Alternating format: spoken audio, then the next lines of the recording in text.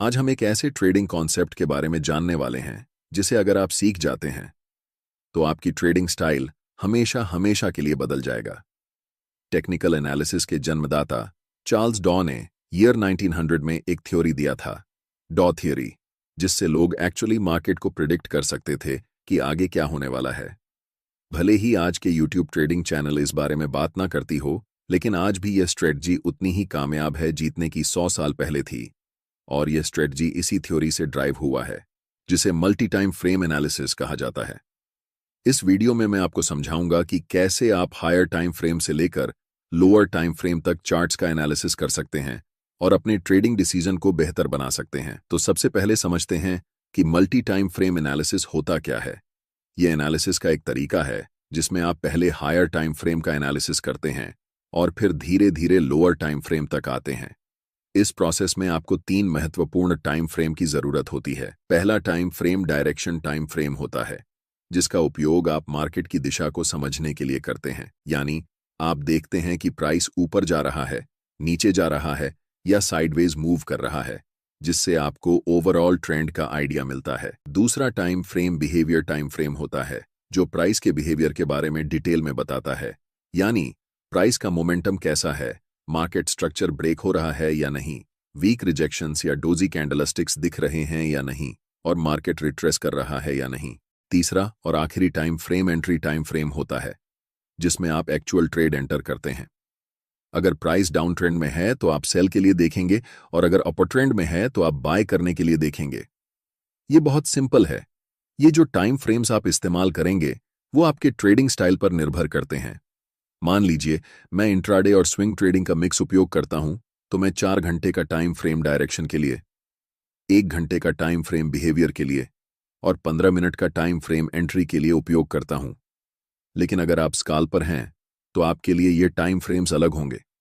आप 1 घंटे को डायरेक्शन के लिए, 15 मिनट को बिहेवियर के लिए और 5 मिनट टाइम फ्रेम को एंट्री के लिए इस्तेमाल करेंगे। इसलिए टाइम फ्रेम पूरी तरह से आपके ट्रेडिंग स्टाइल पर निर्भर करता है, लेकिन मैंने एग्जाम्पल देकर समझा दिया है, जिससे आप अपने ट्रेडिंग स्टाइल के हिसाब से सही टाइम फ्रेम चुन सकते हैं। मल्टी टाइम फ्रेम एनालिसिस को शुरू करते हैं, जिसमें हम सबसे पहले 4 घंटे के टाइम फ्रेम को चुनेंगे, ताकि हमें पता चल सके कि मार्केट इस समय किस दिशा में है। 4 घंटे का टाइम फ्रेम चुनने का सबसे बड़ा कारण यह है कि यह हमें मार्केट का पूरा स्ट्रक्चर बता देता है कि अभी मार्केट किस दिशा में है। अगर हम 15 मिनट का चार्ट इस्तेमाल करते तो हमें स्पष्ट दिशा का पता नहीं चलता, क्योंकि प्राइस ऊपर नीचे कर रही होती है। इसलिए दिशा को समझने के लिए हमेशा बड़े टाइम फ्रेम पर जाना बेहतर रहता है। आप में से ज्यादातर लोग इस चार्ट को देखकर कंफ्यूज हो सकते हैं कि यहां प्राइस क्या कर रही है और हमें कैसे ट्रेड लेना चाहिए, बाय करना है या सेल करना है, या फिर अभी ट्रेड नहीं करना है। लेकिन यह गलत तरीका है चार्ट्स को देखने का, क्योंकि हम एक इंट्राडे या स्विंग ट्रेडर हैं। हमें बहुत पुराने चार्ट्स को नहीं देखना चाहिए। हमें यह ऑब्जर्व करना है कि हाल के समय में मार्केट की प्राइस कैसे बिहेव कर रही है। अगर हम ऐसा करने लगें तो हमारे चार्ट्स पर बहुत सारे सपोर्ट और रेजिस्टेंस लाइंस बन जाएंगी, जिससे आपका चार्ट बहुत जटिल हो जाएगा और आप ट्रेडिंग डिसीजन नहीं ले पाएंगे। सोचिए, अगर आपके चार्ट्स पर इतनी सारी लाइंस हों तो आप कैसे समझेंगे कि इस समय प्राइस क्या कर रही है। 4 घंटे के टाइम फ्रेम में हमारा चार्ट बिल्कुल स्ट्रॉन्ग अपर ट्रेंड में दिखाई दे रहा है और इस समय प्राइस कंसोलिडेशन कर रही है। इस कंसोलिडेशन जोन का सबसे पहले हम हाई मार्क करेंगे और फिर कंसोलिडेशन जोन का लो मार्क करेंगे। चार्ट्स पर इन दोनों लाइंस को बनाकर हम वेट करेंगे। सबसे पहले हम मार्केट को डिसाइड करने देंगे कि उसे किस दिशा में जाना है। इस समय मार्केट दोनों तरफ जा सकती है, या तो अपना ट्रेंड कंटिन्यू कर सकती है या फिर यहां से रिवर्स डाउन कर सकती है। अगर मैं इस समय लाइव ट्रेड में होता तो मैं पहले 4 घंटे के टाइम फ्रेम में कैंडलस्टिक को इन दोनों लाइंस के बाहर क्लोज होने का इंतजार करता। तभी हम डिसाइड करते कि हमें बाय करना है या सेल। अगले कुछ कैंडल्स में प्राइस लोअर लो के नीचे कैंडल क्लोज करती है। ऐसे समय में ज्यादातर नए ट्रेडर्स सेल पोजीशन में एंटर करते हैं। मैं चाहता हूं कि आप ध्यान से देखें कि इसके बाद प्राइस क्या करती है। अगले ही कैंडल में एक बड़ी ग्रीन बुलिश कैंडल बनती है। अब जो मैं आपको बताने वाला हूं उसे ध्यान से सुने, क्योंकि ये चीज आपकी ट्रेडिंग स्टाइल को हमेशा के लिए बदल सकती है। मैं आपको एक सीक्रेट टिप दे रहा हूं, बिल्कुल फ्री में। अभी चार्ट्स 4 घंटे के टाइम फ्रेम में हैं और हम देख सकते हैं कि ये एक स्ट्रॉन्ग अप ट्रेंड है। लेकिन जैसे ही हम चार्ट्स को 1 घंटे के टाइम फ्रेम में बदलते हैं तो हमें दिखता है कि प्राइस धीरे धीरे नीचे की तरफ जा रही है। और जब हम 1 घंटे के टाइम फ्रेम को 15 मिनट के टाइम फ्रेम में बदलते हैं तब हमें चार्ट्स पर एक स्ट्रॉन्ग डाउन ट्रेंड दिखता है। ये बात आपको कंफ्यूज कर सकती है कि 4 घंटे के टाइम फ्रेम पर प्राइस अप ट्रेंड दिखा रही है, लेकिन 1 घंटे और 15 मिनट के टाइम फ्रेम में प्राइस डाउन ट्रेंड शो कर रही है। ऐसा क्यों हो रहा है, इसे समझिए। जब प्राइस 4 घंटे के टाइम फ्रेम में थी तो लास्ट कुछ कैंडल्स में प्राइस रिट्रेसमेंट या पुलबैक ले रही थी।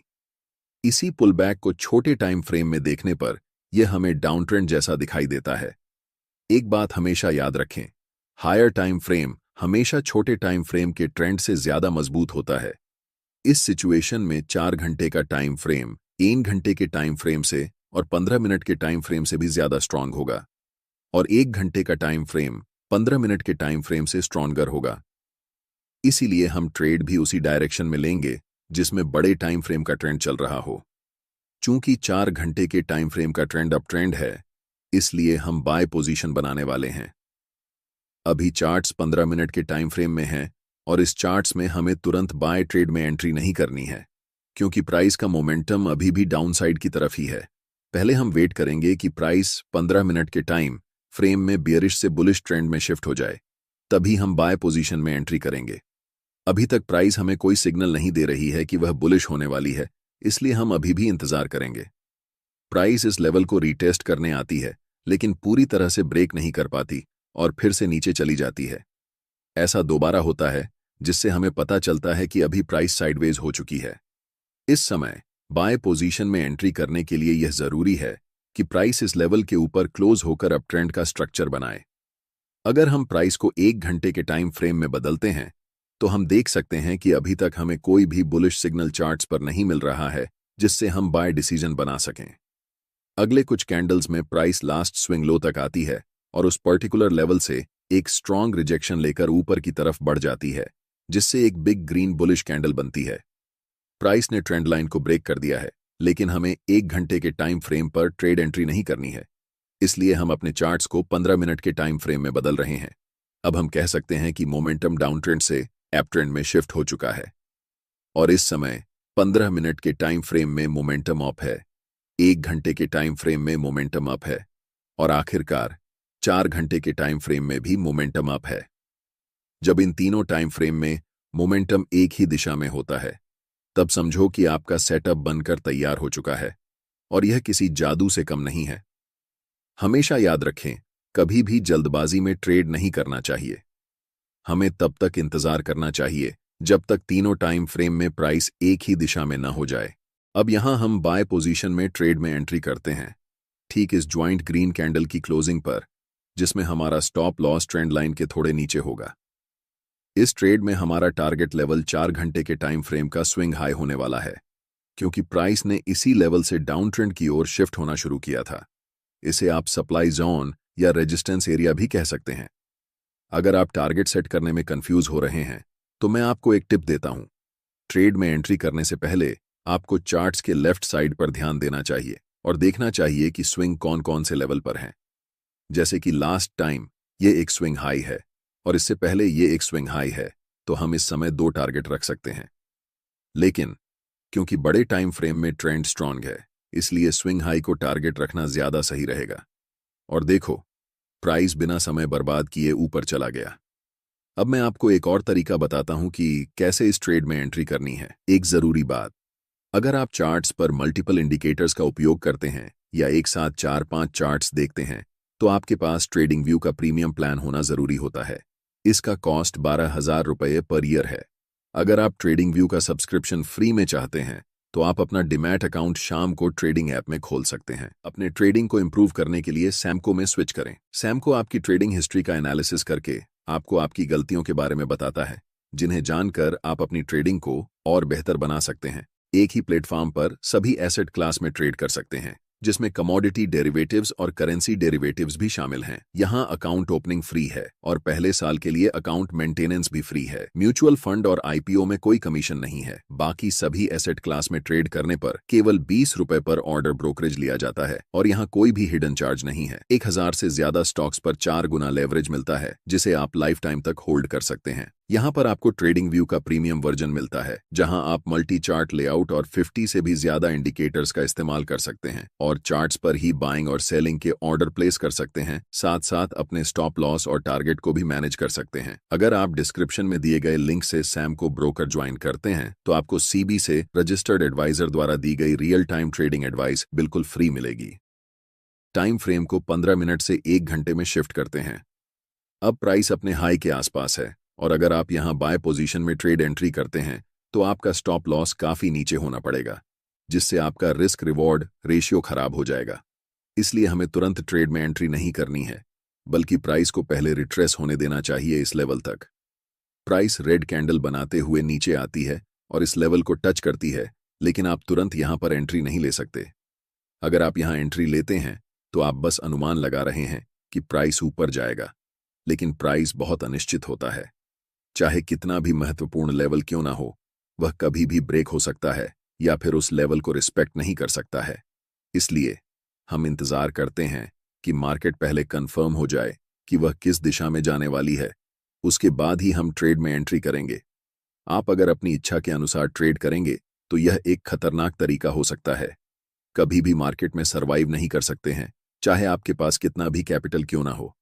अधिकतम 1 सप्ताह लगेगा और आपका कैपिटल डूब जाएगा। इसलिए हमेशा कंफर्मेशन का वेट करना चाहिए।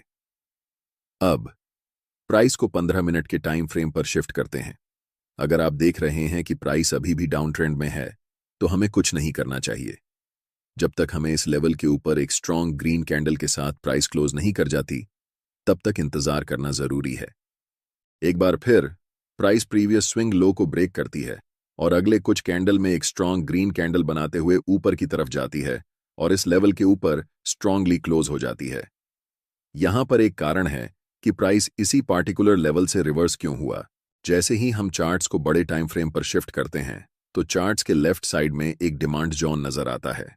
हम यहां सप्लाई और डिमांड जोन कैसे ड्रॉ करते हैं इस पर चर्चा नहीं करेंगे, क्योंकि मैंने इस टॉपिक पर पहले ही एक डिटेल वीडियो बना दिया है। आप चैनल पर जाकर वह वीडियो देख सकते हैं। मैं चाहता हूं कि आप इस स्थिति को ध्यान से देखें और इसे उस वीडियो से लिंक कर पाएं जो मैंने पहले बनाया है। अब हमारे पास 3 कंफर्मेशन हैं। फर्स्ट, 15 मिनट के टाइम फ्रेम में ट्रेंड अप है। सेकंड, 1 घंटे के टाइम फ्रेम में ट्रेंड अप है। और थर्ड, 4 घंटे के टाइम फ्रेम में भी प्राइस अप है। हम जानते हैं कि यह सेटअप हमारे लिए एक जादू की तरह काम करता है। इस कैंडल की क्लोजिंग पर हम बाय ट्रेड में एंट्री करेंगे, जिसमें हमारा स्टॉप लॉस कैंडल के लो के पास होगा और take profit next swing high पर होगा। अगर हम बड़े टाइम फ्रेम पर देखें तो ये हमारा 1 के लेवल है जहां तक प्राइस जा सकती है। आप देख सकते हैं कि प्राइस वैसा ही करता है, धीरे धीरे मार्केट स्ट्रक्चर बनाते हुए ऊपर की तरफ उस लेवल को टच करती है, जिससे हमारा टारगेट हिट हो जाता है और हम प्रॉफिट बुक कर लेते हैं। यह ट्रेडिंग स्ट्रेटेजी मेरे लिए सबसे अच्छा काम करती है, क्योंकि मैं एक इंट्राडे के साथ साथ स्विंग ट्रेडर भी हूं। लेकिन जब आप इस स्ट्रेटेजी को उपयोग में लाएंगे तो अपने ट्रेडिंग स्टाइल के अनुसार टाइम फ्रेम को चेंज कर सकते हैं।